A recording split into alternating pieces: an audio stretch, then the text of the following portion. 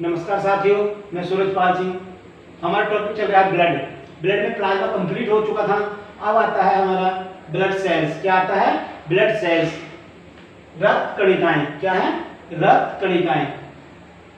रक्त में यह 3 प्रकार की कणिकाएं पाई जाती है। रक्त में 3 प्रकार की कणिकाएं पाई जाती है, जिनकी मात्रा 40 से 45% होती है। कितनी होती है? 40 से 45% इनकी मात्रा होती है। और ये 3 प्रकार की होती है। नंबर 1 होती है हमारी आरबीसी। आरबीसी को कहते हैं लाल रक्त कणिकाएं। क्या कहते हैं?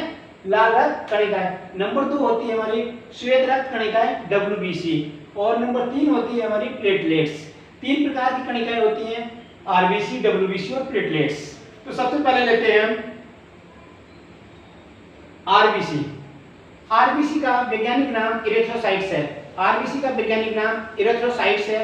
आरबीसी का जो निर्माण होता है वो बोन मैरो में होता है। आरबीसी का निर्माण बोन मैरो में होता है। किसमें होता है? बोन मैरो में होता है। और इसका जो आकार होता है वो बाइकॉन्केव होता है। कैसा होता है? बाइकॉन्केव इसका आकार होता है। और जो इसका जीवन काल होता है, आरबीसी का जो जीवन काल होता है वो 120 दिन होता है। कितना होता है? 120 दिन इसका जीवन काल होता है। 120 दिन होता है। आरबीसी में केंद्रक एब्सेंट होता है। आरबीसी में केंद्रक अनुपस्थित होता है। आरबीसी की गणना जो की जाती है वो हीमोसाइटोमीटर की सहायता से की जाती है। किसकी सहायता से की जाती है? हीमोसाइटोमीटर की सहायता से इसकी गणना की जाती है। आरबीसी की जो संख्या है प्रति घन मिलीलीटर में 5 मिलियन होती है। प्रति घन मिलीलीटर में 5 मिलियन होती है। या एक बूंद ब्लड में 50 लाख पाई जाती है। इसकी संख्या एक बूंद ब्लड में 50 लाख आरबीसी की संख्या पाई जाती है। आरबीसी की जो मृत्यु होती है वो लीवर या प्लीहा में होती है। कहाँ होती है? लीवर या प्लीहा में इसकी मृत्यु होती है। आरबीसी का जो ब्लड होता है उसे प्लीहा ही कहा जाता है। आरबीसी के ब्लड बैंक को प्लीहा कहते हैं या तिल्ली भी कहते हैं इसको। आरबीसी का जो व्यास होता है वो 7 माइक्रोन होता है। आरबीसी का व्यास 7 माइक्रोन होता है। और आरबीसी का जो कब्रिस्तान है वह भी प्लीहा ही कहा जाता है। प्लीहा को ही आरबीसी का कब्रिस्तान कहा जाता है। अब आता है नंबर 2 हमारा श्वेत रक्त कणिकाएं।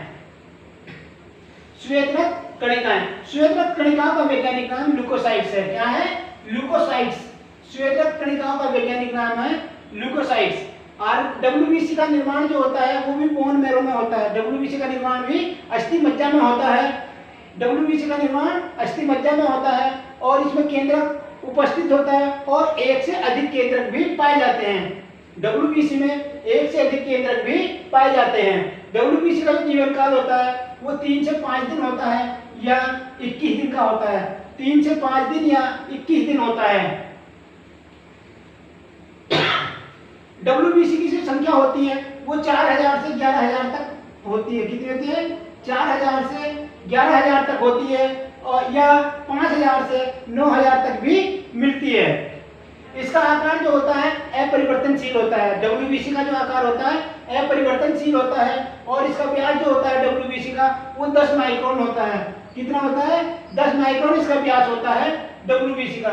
डब्ल्यूबीसी में 2 प्रकार की कणिकाएं पाई जाती हैं, एक कणिका में और एक कणिका अकणिका में। 2 प्रकार की पाई जाती हैं। पहली होती है कणिका में। कणिका में 3 प्रकार की होती हैं। न्यूट्रोफिल्स होती है, इओसिनोफिल्स होती है, बेसोफिल्स होती है। जो न्यूट्रोफिल्स होती है उसकी मात्रा 60 से 70% होती है। कितनी होती है? 60 से 70% होती है। और इओसिनोफिल्स की मात्रा 1 से 6% तक होती है। इनोसिनोफिल्स की मात्रा 1 से 6% होती है। और बेसोफिल्स की जो मात्रा होती है वो 0 से 1% होती है। कितनी होती है? 0 से 1% होती है। जो अकणिका में होते हैं उसमें 2 प्रकार की कणिकाएं पाई जाती हैं, लिम्फोसाइट्स और मोनोसाइट्स। लिम्फोसाइट 25 से 30% पाई जाती है और मोनोसाइट्स जो होती हैं वो 3 से 5% पाई जाती है। मोनोसाइट्स 3 से 5% पाई जाती है। डब्ल्यूबीसी का जो मेन कार्य है वो बैक्टीरिया से फाइट करना है, बैक्टीरिया से लड़ना। जो डब्ल्यूबीसी है वो हमारे शरीर में बैक्टीरिया से लड़ती हैं और बैक्टीरिया को नष्ट कर देती हैं। तीसरा आता है हमारा प्लेटलेट्स। प्लेटलेट्स का वैज्ञानिक नाम थ्रोम्बोसाइट्स है। क्या है? थ्रोम्बोसाइट्स है। प्लेटलेट्स का वैज्ञानिक नाम थ्रोम्बोसाइट्स है। इसका आकार भी अनिश्चित आकार का होता है। प्लेटलेट्स भी अनिश्चित आकार की होती है और इनका जीवन काल 3 से 5 दिन या 5 से 9 दिन का होता है। इनका जीवन काल 3 से 5 दिन या 5 से 9 दिन का होता है। प्लेटलेट्स की उत्पत्ति जो होती है वो भी बोन मैरो में होती है। कहाँ होती है? बोन मैरो में ही इनकी उत्पत्ति होती है प्लेटलेट्स की भी। और प्लेटलेट्स का जो व्यास होता है वो 2 से 4 माइक्रोन होता है। कितना होता है? 2 से 4 माइक्रोन व्यास होता है प्लेटलेट्स का। और इसमें केंद्रक अनुपस्थित होता है। प्लेटलेट्स में केंद्रक अनुपस्थित होता है। प्लेटलेट्स की जो संख्या होती है वो 2.5 लाख से 3.5 लाख तक होती है। 2.5 लाख से 3.5 लाख तक होती है। हमारे शरीर में जो प्लेटलेट्स की संख्या होती है वो 2.5 लाख से 3.5 लाख तक होती है। अब जो इसमें क्लोटिंग होता है प्लेटलेट्स में, उसकी भी 5 प्रोटीन्स होते हैं, जिसमें पहला है थ्रोम्बोबिन। पहला कौन सा है? थ्रोम्बोबिन। थ्रोम्बोबिन पाया जाता है। दूसरा पाया जाता है प्रोथ्रोम्बिन। दूसरा कौन सा है? प्रोथ्रोम्बिन। प्रोथ्रोम्बिन पाया जाता है। और तीसरा है फाइब्रिन। फाइब्रिन जो होता है वो थक्का बनने में महत्वपूर्ण होता है। थक्का जमने में बहुत मददगार होता है। और चौथे नंबर पर होता है फाइब्रिनोजन। चौथे नंबर पे फाइब्रिनोजन होता है। और 5वें नंबर पर होता है ग्लोबुमिन्स। 5वें नंबर पर होता है ग्लोबुमिन्स। ये 5 प्रकार इसकी क्लोटिंग फैक्ट्री होती है इसमें।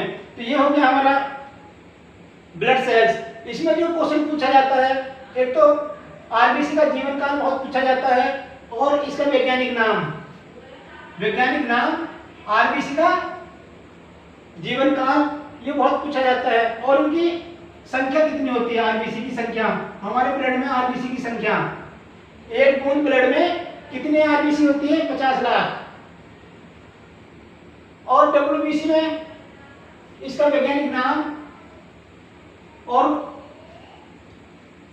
जीवन काल और इनकी संख्या ये महत्वपूर्ण है। और प्लेटलेट्स में भी थ्रोम्बोसाइट्स हो गया, जीवन काल हो गया इनका, और ये कहाँ पाई जाती है? बोन मैरो में पाई जाती है। तो ये हुआ हमारा ब्लड सेल्स कंप्लीट हुआ। इसका स्क्रीनशॉट लीजिए।